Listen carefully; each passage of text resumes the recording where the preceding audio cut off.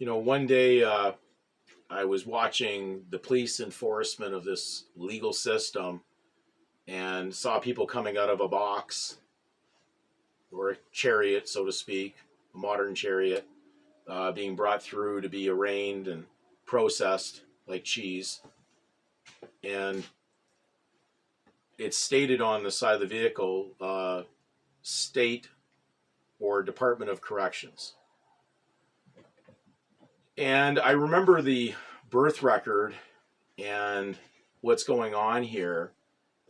Even it talks about this document being sufficient and correct, but it's only talking about the surname because the given name is not part of this record. It's not required, though it's implied that the child will follow the heirs of the forefathers and will enter into a claim of title and claim something that's in error that's not theirs. So that would be I would just simply say a state of corrections. When somebody's in error and going to surety something in the future that's not their title, then they'd be living in a state of corrections. And of course, there's many people out there saying that what I'm saying is not right or true, but what's happening there is if you are not willing to be correct, then you will be corrected by this legal system. And they're equipped with clubs, bats, tasers, and whatnot. And on top of it, you'll end up being a surety for your own imprisonment because you're suretying a fictitious version of yourself in a parable acting as the prodigal son who's gone away from his spiritual father, and now you're living in legal corrections in a system that's going to hold you liable for every one of your errors and actions. Now, when we go to the book of Peter, and I've read this many times, the book of Peter talks about people that basically are like false prophets that are basically preaching damnable heresies. This is humanism. Humanism denies the divinity of Christ and his Father, and it says that man can perfect himself. And you'll do that, of course, with money. They call those people philanthropists. Those are the certain people that are operating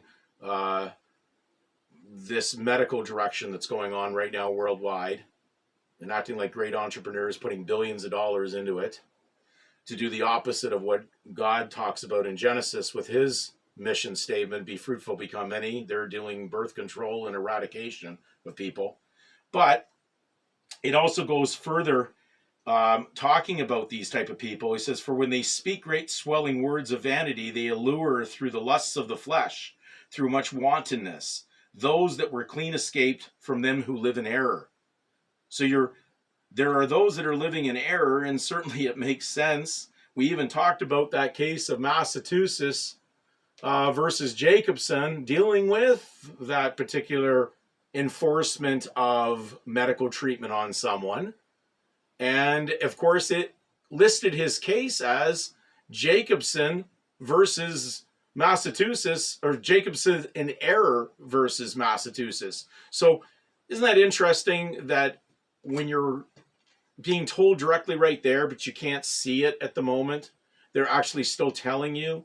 And so these are all judgments in error because a child could never have been part of this, but then he gets induced into it because of the parents' misunderstanding of truth and wisdom from Scripture and putting their trust in men and their governments and then doing things that are wrong and then following a life that is wrong and a direction and a path that is wrong. So we go to one other key part of this scripture, which talks about basically people that are tricked with feigned words. He says they'll make merchandise of you in Peter with feigned words. And we already went through that when you look up in Black's 10th Law Dictionary, under fictio, which is just an abbreviation of fiction, but it's the Latin fictio. In brackets, it says to feign.